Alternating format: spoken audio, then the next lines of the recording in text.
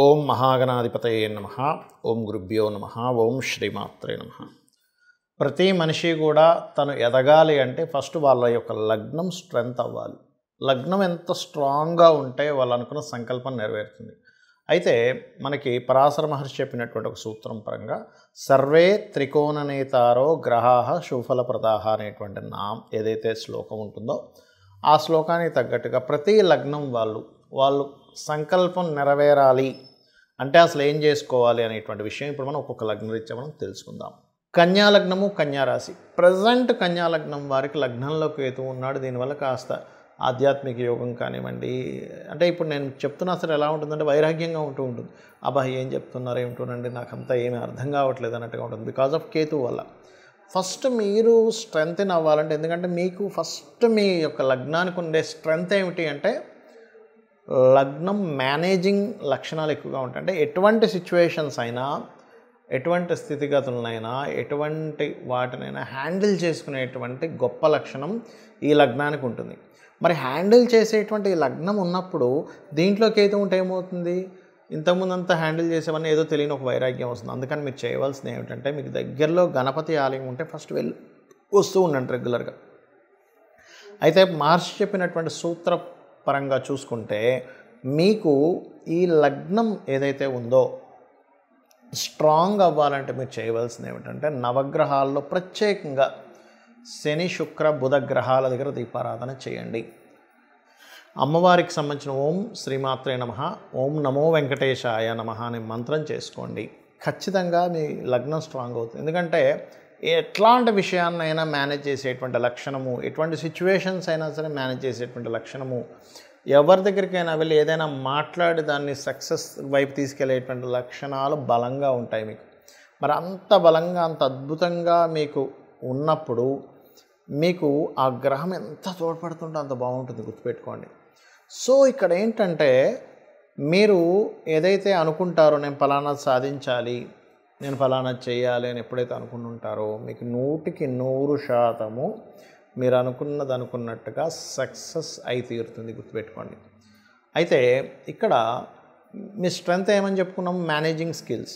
అయితే ఎవరో లక్షలోనో 1000లోనో ఒక జాతకం అలా ఉండదు. ఎందుకు, మెర్క్యూరీ పాడయ్యాడు. అసలు ఎందుకు పాడవుతాడు మెర్క్యూరీ అంటే మార్స్ అండ్ కేతువుతో పాడవుతాడు. ఈ మార్స్ అండ్ కేతువు కూడా మీరు కనుక దీపారాధన చేస్తే, ఒకవేళ మీరు మేనేజింగ్ స్కిల్స్ అంతగా లేవండి, వాళ్ళకి ఎట్లా తెలుస్తుంది అంటే బుధుడు పాడయ్యాడని, వాళ్ళకి స్కిన్ డిజీజెస్ రావడం కానీ, లేకపోతే మోకాళ్ళకి సంబంధించినవి, లేకపోతే భుజాలకు సంబంధించిన పెయిన్స్ రావడం కానీ ఎక్కువగా జరుగుతుంటాయి. అప్పుడేంటి, ఓకే మీ లగ్నం పాడైందని మీరు అర్థం చేసుకోవాలి. లేదా ఒక్కోసారి కొంతమందికి ఏదైనా ఫుడ్ తింటుంటే ఇక్కడ అరగకపోవడము, ఇట్లాంటివి జరుగుతూ ఉంటాయి. అంటే మీ లగ్నం న్యాచురల్ 6th లగ్నం కాబట్టి ఆ సిమ్టమ్స్ మీకు కనిపిస్తూ ఉంటాయి. మరి ఇక్కడ గోవుకి బెల్లము, తీపి చపాతీలు, గోంగూర తినిపిస్తూ ఉండండి. బికాజ్ ఆఫ్ గోవులో సకల దేవతలు ఉంటారు. ఆ సకల దేవతల్లో మనకి మన యొక్క జాతచక్రంలో ఉండే కర్మని తొలగించేటువంటి దేవతా స్వరూపం కనెక్ట్ అవుతుంది. ఎందుకు గోవు పెట్టమంటారంటే, ఈ 3 దేవతలు అంటారంటే, ఇక్కడ 3 అంటే 33 కోట్ల దేవతలు కదా, 33 దేవతలే. అయితే ఈ వాటికి గణాలు ఉంటాయి మళ్ళీ, అందుకని 3 అని అంటూ ఉంటారు. అయితే ఇక్కడ ఏంటంటే మీరు కనుక ఇది చేస్తూ ఎప్పుడు ప్రజెంట్ ఉన్న ప్లానటరీ పొజిషన్స్లో కేతు లగ్నంలో ఇంకో సంవత్సరం వరకు ఉంటాడు కాబట్టి, అంటే నెక్స్ట్ ఇయర్ 2025 5th మంత్ వరకు ఉంటాడు కాబట్టి కాస్త గణపతి ఆలయానికి వెళ్తూ ఉన్నట్లయితే మీరు ఖచ్చితంగా ఏదైతే ఇప్పుడున్న వైరాగ్య స్థితి నుంచి 100% బయటపడగలుగుతారు. మీరు ఏదైతే అనుకుంటారో సాధించాలి, టాప్ పొజిషన్లోకి వెళ్ళాలని ఏదైతే అనుకుంటారో అంత గొప్పగా స్ట్రాంగ్ అయ్యి మీరు అనుకున్నది సాధించగలుగుతారు. అందరికీ లగ్నం తెలియాలని రూల్ లేదు, వాళ్ళ నక్షత్రం తెలియాలని రూల్ లేదు, వాళ్ళ రాశి తెలియాలని రూల్ లేదు. కానీ తెలియనప్పుడు ఏం చేయాలో కూడా చెప్తాను. అదేవిధంగా అసలు ఎగ్జంప్షన్స్ ఏమిటి, ఎక్సెంప్షన్స్ ఏం చూసుకోవాలి, ఎట్లాంటివి అనేటువంటి చెప్తా. ఇప్పుడు మనం పాయింట్ నెంబర్ 1, ఇక్కడ మనం ఒక లగ్నానికి అని చెప్పి తీసుకున్నాం. ఒక్కొక్కసారి ఏమవుతుందంటే ఆ లగ్నాధిపతి రూల్ చేయకుండా ఇంకొకరికి అందిస్తారు. అది ఎలా జరుగుతుంది అంటే, ఆత్మ సంబంధినో ఏచ ఏ నిజస ధార్మిణ తశాంతర్దశాశ్వేవ దిశదిశ్వదశాఫలం అంటే మహాదశా ఫలితాలు ఎలా ఇస్తాయి అనేటువంటి దాని మీద ఒక శ్లోకం చెప్పడం జరిగింది పరాశర మహర్షి.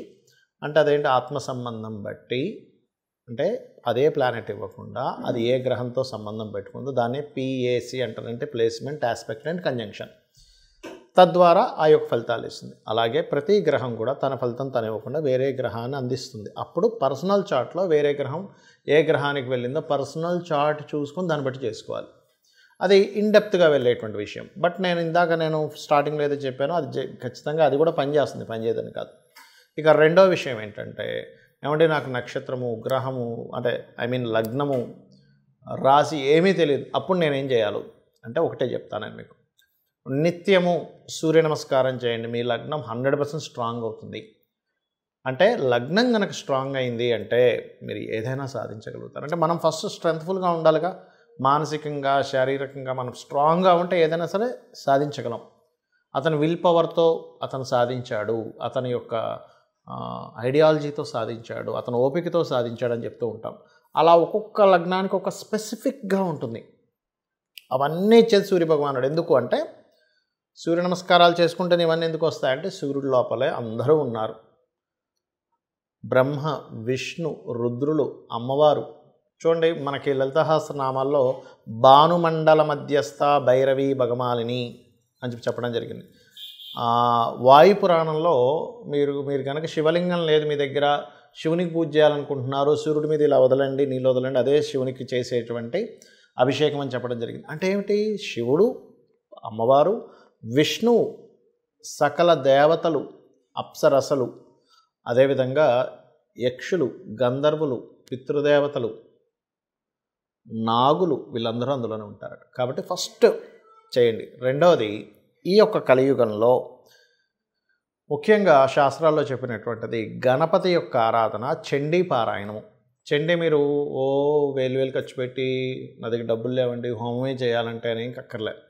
ఈ కలియుగానికి ఉన్న గొప్పతనం ఏంటంటే చండీ వింటూ మీరు చండీని ప్లే చేసుకోండి, చక్కగా మెడిటేషన్లో కూర్చోండి, మీరు హోమం చేస్తున్నట్టుగా ఊహించుకోండి. ఎందుకంటే కలియుగానికి ఉన్న చాలా గొప్ప విషయం ఏంటంటే మీరు ఒక మంచి పనిని ఊహించుకుంటే దాని ఫలితం వచ్చేస్తుంది. డబ్బులున్న అందరూ ఆల్రెడీ నా దగ్గర డబ్బులు ఉన్నాయండి అని మనీ ఉన్న వాళ్ళు నేను చెప్పేది కాదు. మనీ లేక ఇబ్బంది పడుతూ అయ్యో నేను అలాగా నా జీవితంలోనే ఈ అప్పులు ఎలా తీరాలి, మా పిల్లలకి చదువులు ఎలా చదివించుకోవాలి, నేను ఎలా ఎదగాలని తపన ఉన్న వాళ్ళు, మనీ లేని వాళ్ళ గురించి నేను చెప్తున్నా.